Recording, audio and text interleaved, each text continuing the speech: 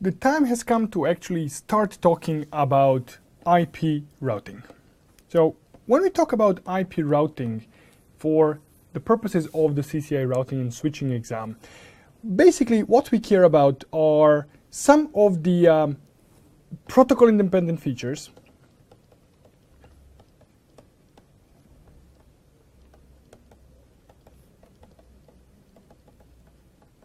and these are things like the admin distance, the network statement, which kind of is protocol dependent, but still I like to talk about it from a protocol independent point of view. We are going to talk about the passive interface concept. And then of course we are going to talk about different routing protocols.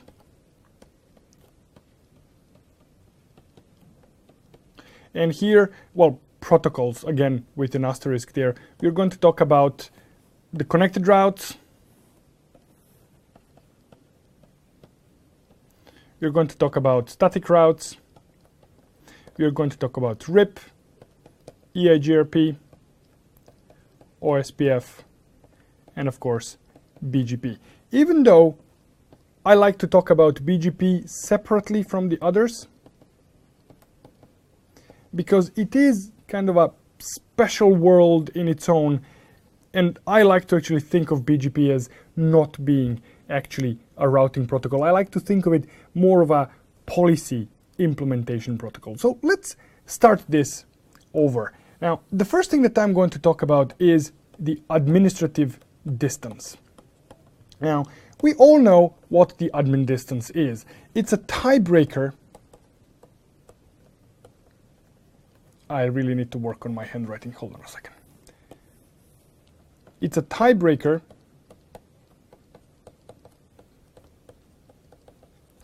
between routing sources. So if we have on one router, or let's do that properly, routers are always round. So if we have a router, and this router here has multiple sources of routing information, so the information is coming from multiple protocols. And let's say that from all of these sources, we are learning the same route, let's say 192.168.0.0/16. This router somehow needs to figure out which one of these sources is more preferred than the others. So this is where the admin distance is going to be the tiebreaker before this router can actually install the route from one of these sources into the routing table.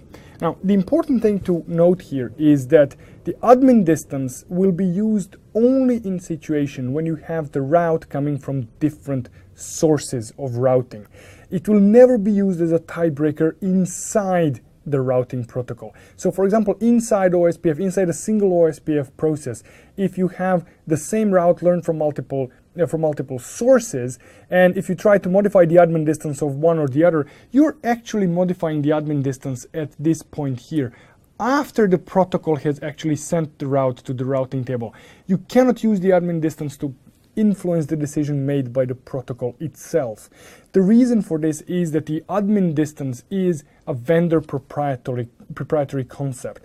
Cisco calls it the admin distance, HP, Dell and others are calling it the admin distance, Juniper is calling it the routing preference, but it's really the same concept. It's the preference given to a particular routing source, but not the influencer inside the routing protocol itself, because the routing protocols are usually defined in standard documents, like for example RFCs or Cisco internal documents that specify how EIGRP behaves, or nowadays actually the RFC that specifies how EIGRP behaves, because it is, well, since relatively recently a standards-based protocol.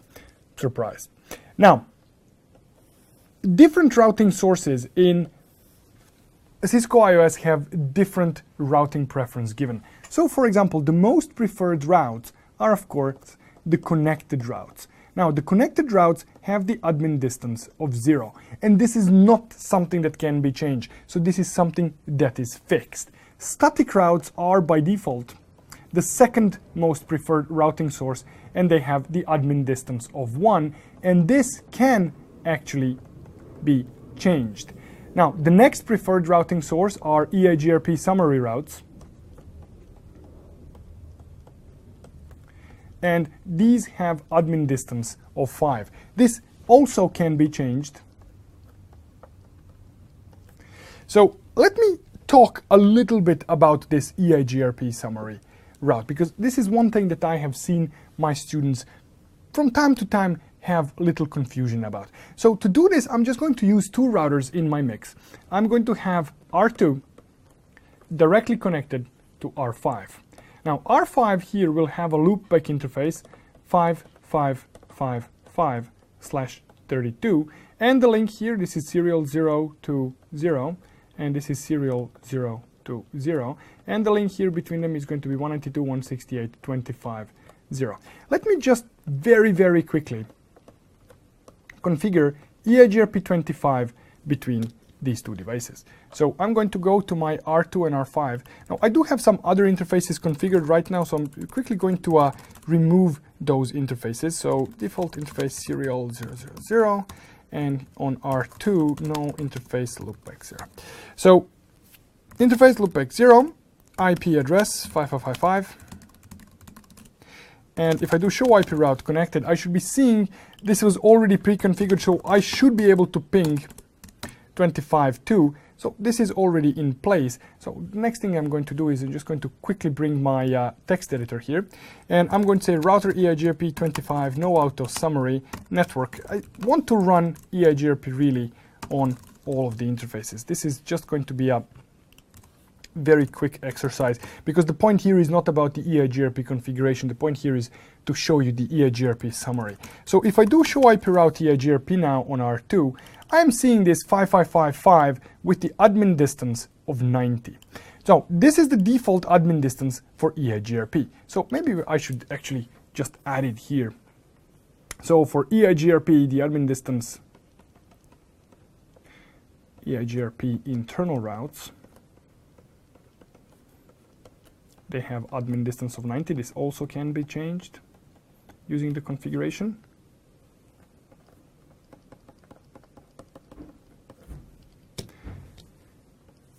So now what I'm going to do is I'm going to configure on this interface here EIGRP summary to summarize 5000/8. So I'm going to go to my router R5, and on the interface serial 020, I'm going to say IP EIGRP. Okay, sorry. IP summary address EIGRP25 5000, like this. And here at the end, what I can do is I can specify the administrative distance for this summary. But if I press enter, the administrative distance for this summary will be 5. Now, after my routers have actually reset, if I go to R2 and if I do show IP route EIGRP, I will be seeing this summary. But take a look at the admin distance. The admin distance on this route is still 90.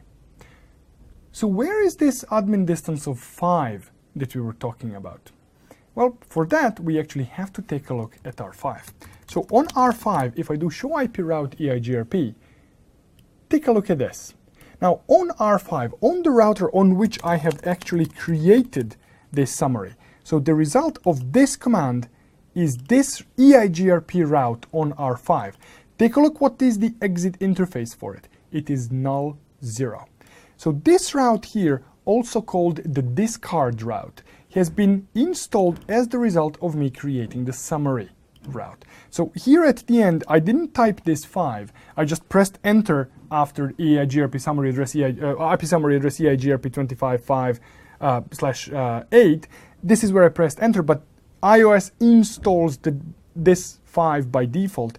So the result of this summary address is this discard route that is installed on R5 as the EIGRP route in R5's routing table. Now, what is the purpose of this route? Let me briefly try to explain. Now, when we create a summary address, so let's expand our example. Let's say that I have R2 here, and let's say that I have R5, and let's say that instead of having a loopback interface, I may have some interface here that has multiple routers, multiple devices. And let's say that this network here, this router here was advertising 5500/24. This one here was advertising 510/24. This one here was advertising 5030/24, etc. Now, when all these routes were actually received by R5, I would have any number of these /24 routes. Now, what I want to do here from R5, I want to tell R2, hey, you know what? If you have any traffic that goes to 50/8, send it to me.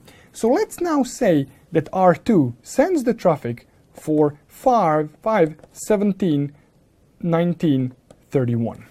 Okay, so something that we don't have here in this network. Now, when this traffic actually arrives to R5 as the result of this route, because R2 doesn't know any better, R5 is going to say, okay, I'm having traffic for 5171931.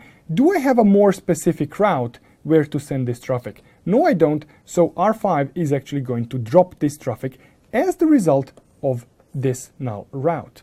Now imagine that R2 here was actually the router that is connected to the internet. Now, in that case, it is perfectly conceivable that R5 actually has a static, for example, default route pointing to R2.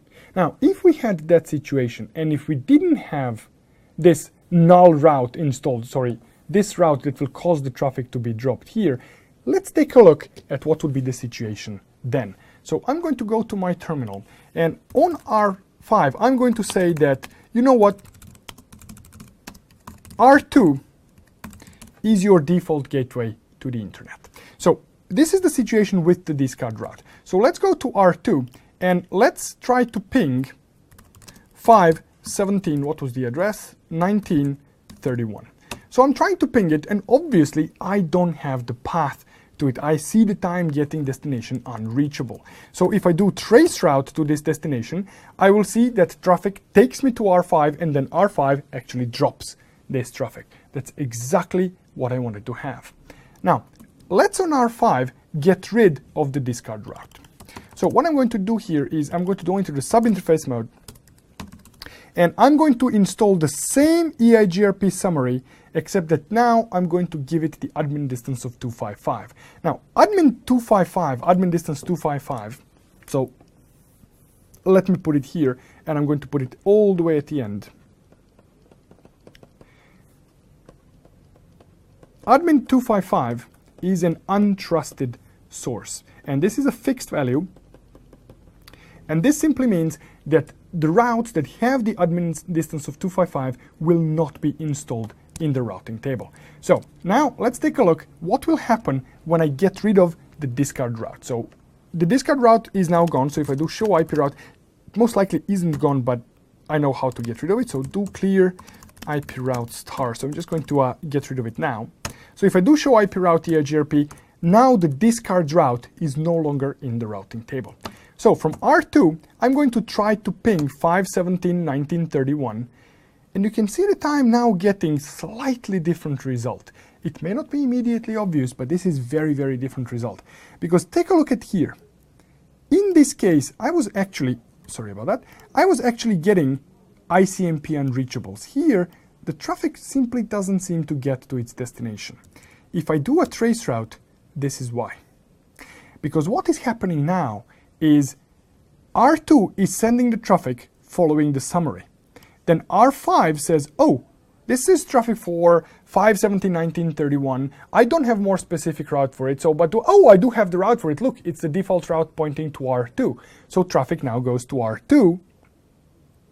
And then R2 says, oh, but this is traffic for 5000/8, and sends it to R5, and repeat until the TTL expires. The default TTL for trace routes is 30, so we will not go more than 30 hops, but theoretically this could circle between R2 and R5 up to 255 times. So this is what the discard route is trying to prevent to do. Whenever we are summarizing IP information like we've done here, what we are doing is we are losing information. We are losing the granularity of the information. So we somehow need to provide for the loop prevention in this case. So this is what the discard route does. So let me put it back in because it is actually a very useful thing to have. So I'm going to put it back in and I'm going to have it with the admin distance of 5. So if I do show IP route EIGRP, I have this route. Let's go back to pinging this address now. Now when I ping it, I'm getting these ICMP unreachables. Now these ICMP unreachables are sent by R5 when it needs to drop the traffic as the result of sending this traffic to null zero interface. Now if you're receiving a lot of this traffic that needs to be discarded, that can put additional strain and load on R5, and incidentally this is something that they may ask you to address in the lab. So the question that they could ask you in the lab along these lines would be, make sure that when R5 discards the traffic that follows the summary, that you are discarding this traffic without sending the IP unreachable traffic, or IP ICMP unreachable. So the question here is, where would you put IP ICMP unreachables? Well, let's try putting them on the serial interface. So no IP ICMP unreachables. Hold on, what am I doing wrong? No IP unreachables, sorry. So when I originally started saying no IP unreachables, I was actually thinking about the iOS command. But what this is sending is, this is disabling sending ICMP unreachables. You know, sometimes there is disconnect in my head between what the features actually are and what the iOS command is. Well, actually not disconnect in my head, disconnect in iOS, but I digress. So let's try to ping now. Let's see what happens now. See, the ICMP unreachables are now not being sent. But what if R5 had multiple interfaces here? What if I had many interfaces? Where would I enable IP ICMP unreachables? I would have to do it on every single interface. There is actually a more efficient way to do this. So I'm going to go and re-enable IP ICMP unreachable. So now I'm getting them. And on R5, instead of configuring the serial interface, I'm actually going to configure interface null zero. Now, on interface null zero, there is surprisingly little you can do. Pretty much the only thing that you can do is no IP unreachables. So now when I try to ping, I'm not going to be getting IP unreachables, and I don't actually have to worry on which one of these interfaces I have enabled it, because I have actually enabled it on the discard interface, on the interface that will be dropping the traffic. This is where I am preventing the IP and ICMP unreachables from being sent from. So this is what I wanted to show you when it comes to admin distance 5. Now, this functionality here, so I'm just going to write it, is called discard route. Now, discard route is automatically created by EIGRP whenever you create a summary. It's automatically created by OSPF when you create the summary, and is automatically created by BGP when you create the aggregate address. Now, if you want to get rid of it in EIGRP, it would be admin distance of 255 on summary.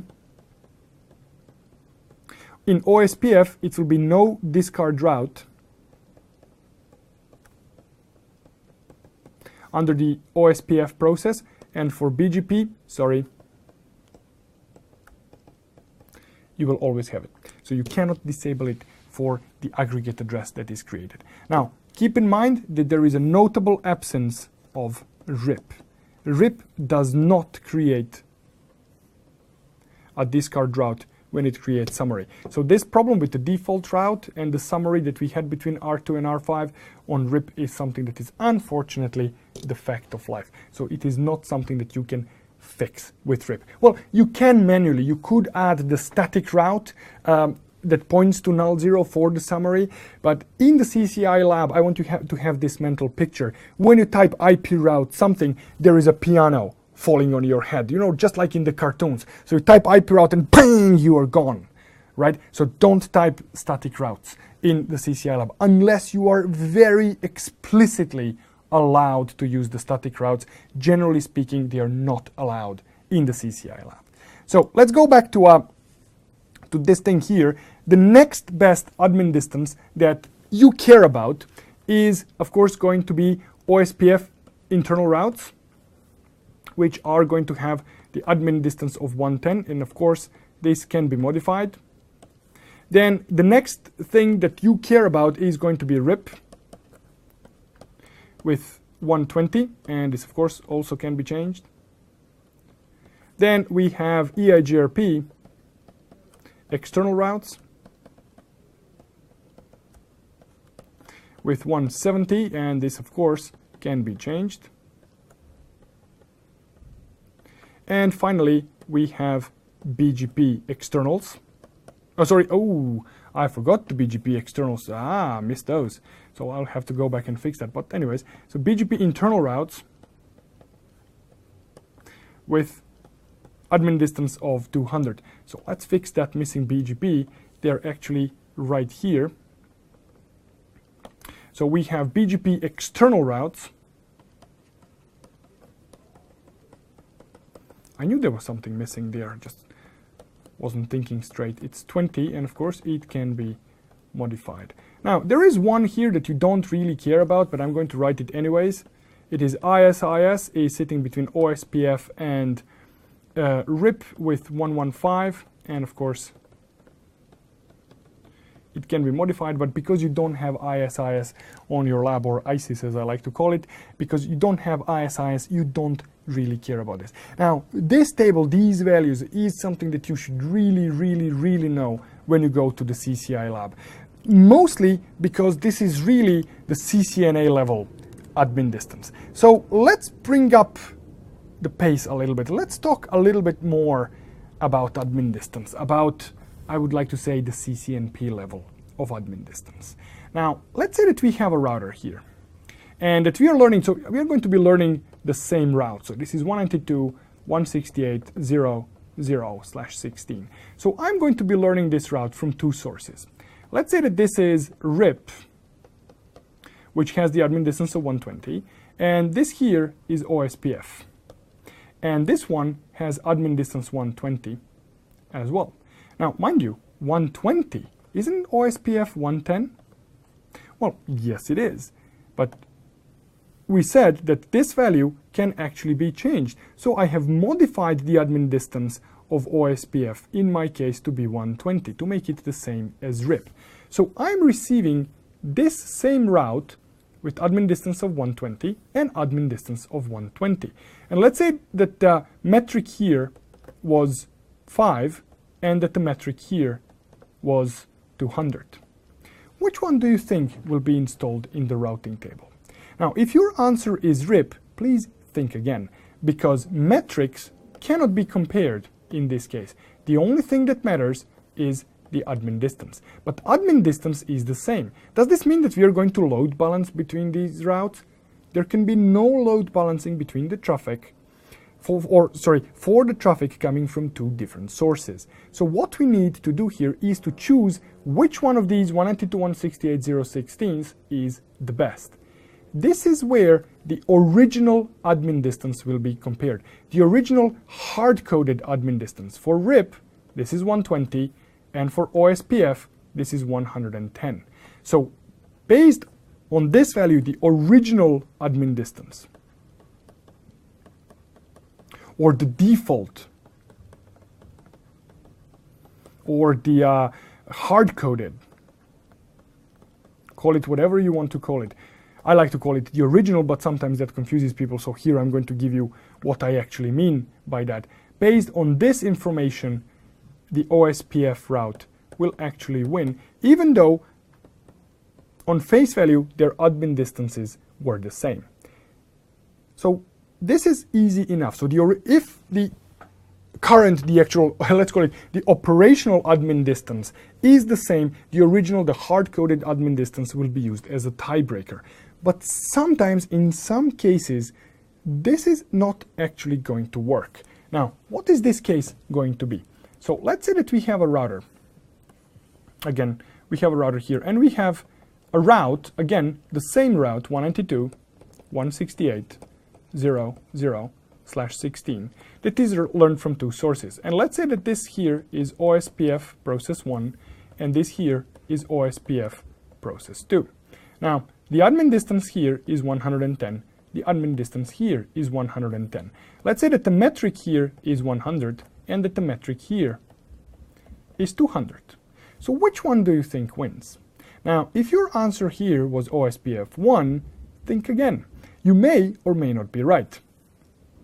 Again, the metrics cannot be compared. Why? Because these are two completely separate routing processes. Now, think about it this way, and this is a joke that I always like to do in my classes. So, if metrics of OSPF 1 and OSPF 2 can be compared, I am now sitting in the United States of America, where generally accepted official language, even though technically speaking it's not the official language, is English language. So I am speaking some version of English to you. Now, English means it comes from England, and England has a queen. So given the fact that we are speaking the same language here in the United States as they speak there in England, that means that there is a Queen of the United States, and her name is Queen Elizabeth II, the Queen of the United States. Well, obviously there is not any truth there unless you of course ask somebody from England, and I'm looking at you, you know who you are, who may disagree with this statement. But there is this tiny little thing that was called the War of Independence that actually took care of not having the Queen of the United States. So this is the same situation here. OSPF 1 and OSPF 2, think of them as the United States and England, right? Even though the language is technically speaking the same, there are very, very different laws and different regulations. And the laws in England cannot be compared with those laws in the United States, even though some of them are probably the same. I guess don't steal is one of them. I don't think it's legal to steal unless you are high income banker. In that case, I guess that's just daily business for you. But in this case, the metrics cannot be compared. So what can be compared? Well, what we can compare is the original admin distance. Well, the problem there is that the original admin distance is exactly the same. So this also won't help us make a determination. Now, this is where the consistency of iOS strikes again. For OSPF, if you are using OSPF as a routing protocol, and if you have this situation that you're learning the same route from two OSPF processes, what is going to be the situation here is that the route learned first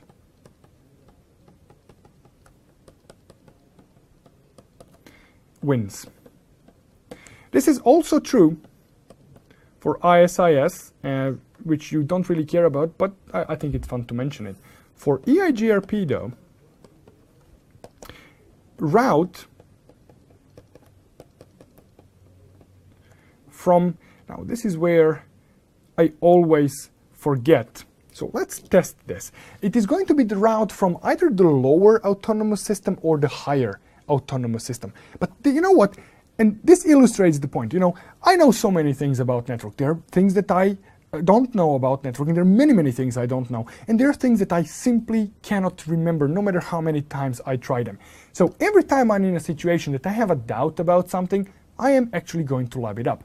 Good news is that I actually have the lab that I can easily do that on. So this is the setup that I have right now. So let me add another router. So I'm going to add R4 to the mix. And I'm going to, from R2, advertise, let's say 24.0.0.0/24 network. And from R4, I'm going to advertise 24.0.0.0/24. Now here, I'm going to run EIGRP 25, which incidentally is already running.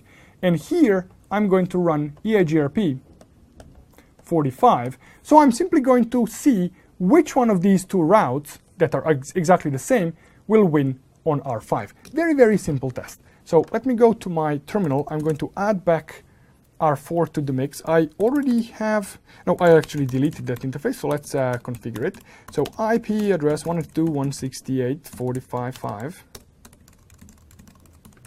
No, shutdown. And I may need to modify the process of EIGRP just a little bit.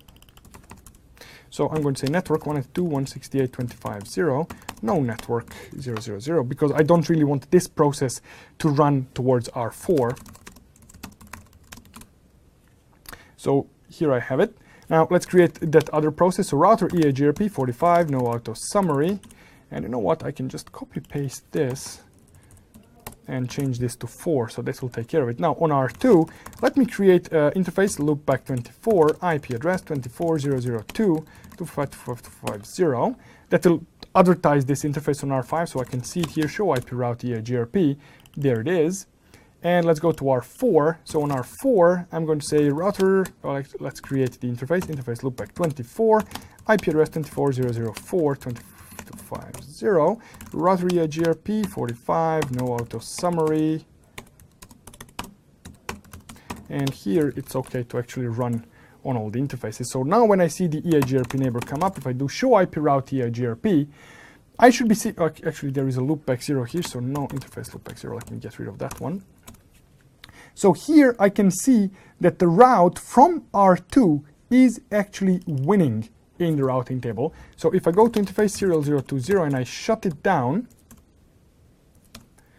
here I see that one from R4 is now in the routing table. So remember, this process here has the higher value than this process here. So it has the it's the higher AS value. So if I bring that interface down, no, shut down. When the interface comes up, there it is, and EIGRP, I can see that R5 now prefers the route from R2. So to answer my own question, my own doubt here, it will be the route from the lower EIGRP AS number. Now, while I'm at actually proving how things work, let's see this one in action here as well. Again, a very, very simple test. I'm going to use the exact same network. So I'm going to have R2, R5, and R4. Here, I'm going to have 24.0.0.0/24. Same thing, 24.0.0.0/24. And let's run OSPF 25 here. And let's run OSPF 45 here. So pretty much the same setup I have right now. I just have to change the routing protocol from EIGRP to OSPF. So no router EIGRP 25. I'm going to say router OSPF 25 network area 0. On R4, no router EIGRP 45, router OSPF 45 network area 0. On R5, no router EIGRP 25, no router EIGRP 45, and router OSPF 25 network 192.168.25.0 area 0. And I will have OSPF 45 with the network 45. So now I can see that both of these processes have loaded. So show IP OSPF interface is brief. I just want to see that I do actually have neighbors. So I can see that different processes are running on these two interfaces. And I can see that I have adjacent neighbors. So if I do show IP route OSPF, I will see, sorry, loopback interfaces. Apologies, there is an extra thing that needs to be done there. And I will talk about this, so apologies, I just forgot that I need to do this. Otherwise, they will be advertised as /32s, and in that case, they're not the same route. So here, now I see that from R2 was the route that I'm preferring. So now what I'm going to do is I'm going to go on R2, and I'm actually going to shut down the interface between R2 and R5. So now R5 is actually going to be preferring the route from R4. If I do no shutdown on the interface, and when OSPF converges, there we go, change state to up, it's changed from loading to full. Let's give it 10 more seconds. I will see that I'm still preferring the route from R4. Why? Because it was the older route. Now, if this route disappears, so interface serial 010, shutdown, now R5 will actually prefer the route to R2. As you can see, R2 is now the route in the routing table. Now, when this interface comes back up, and when R4 advertises the route again, this route here is going to be considered the older route because it was learned first. So you can see that this one is still in the routing table. So OSPF prefers the older route to newer route in a case that you have this tiebreaker. This is very important because OSPF prefers stability to lower AS number that EIGRP does. But this is actually a very dangerous situation because at this point, when these routes are received from R2 and R4, when they need to be installed in the routing table of R5, there is no, differentiation between the internal route and the external route in OSPF. To illustrate this, what I'm going to do now is I'm going to go to R4 and I'm going to say in the OSPF configuration, so router OSPF, this was 45. Instead of run this on all networks, what I'm going to do is I'm going to get a little bit more specific. So 192.168.45.0.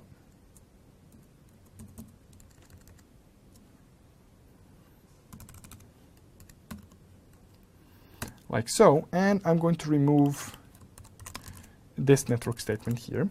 So this is the configuration now on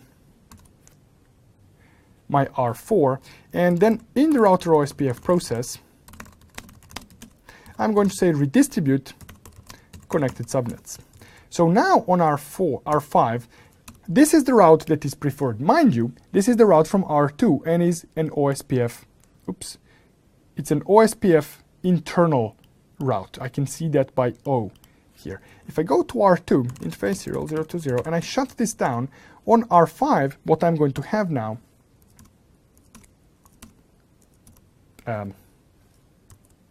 maybe I need to do interface serial 010, no shutdown. Maybe the interface was shut down, show IP OSPF neighbors. Nope, it wasn't. So let me see, why am I not redistributing? Let me see, redistribute connected subnets. Why am I not redistributing this? Should have been redistributed, but it wasn't. So router OSPF, did I configure the wrong process? Yes, I was. Oh, Jesus. Okay, let me fix this. So I'm going to say redistribute connected subnets and autopilot in the fingers. Router OSPF 1. Very, very dangerous if you're using non-1 process. You'll be configuring wrong stuff. Anyways, now I do have the external route on R5. Now, we know that OSPF prefers internal over external routes, but what's important here is admin distance 110. So now, let's bring that interface up on R2. So now R2 is going to be advertising internal route. Take a look at which route is in a routing table. It is the external route. Now, this is exactly what I was saying before.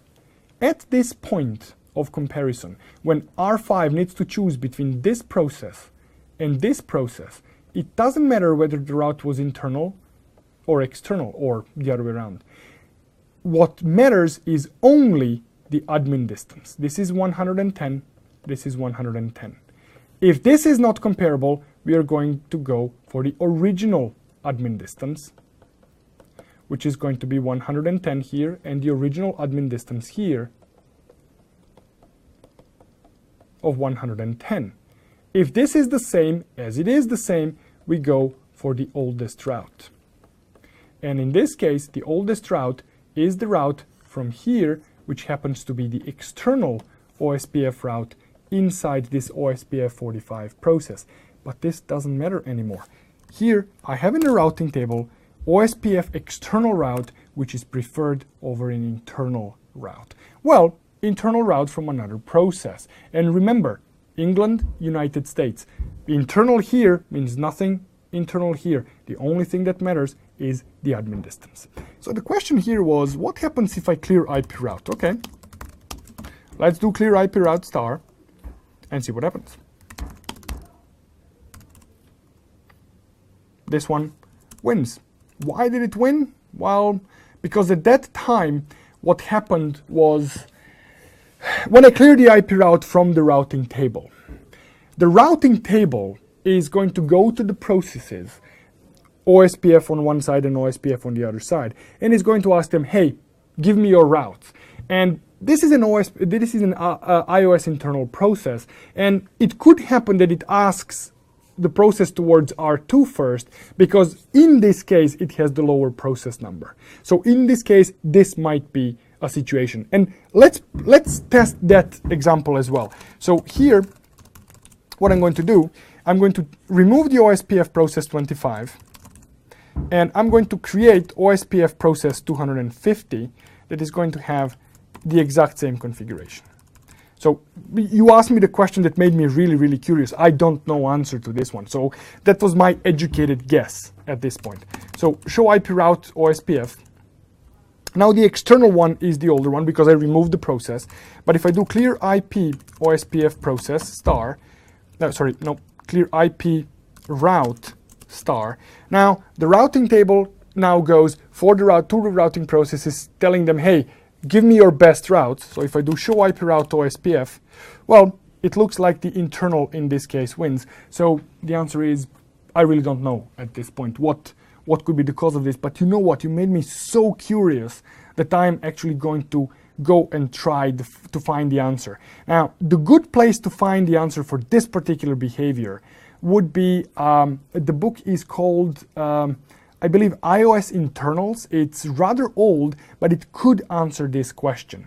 If the answer is not there, I would have to grab someone from Cisco, hint, hint, if you are online, to use something called Topic to answer this question for me. The Topic is Cisco's internal corporate brain, where the information could be found. But this particular behavior here, to be honest, I expected the external route to pop in here, but let me try one more thing.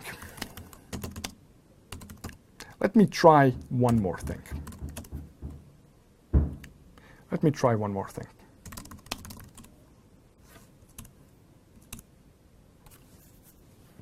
Just want to try this.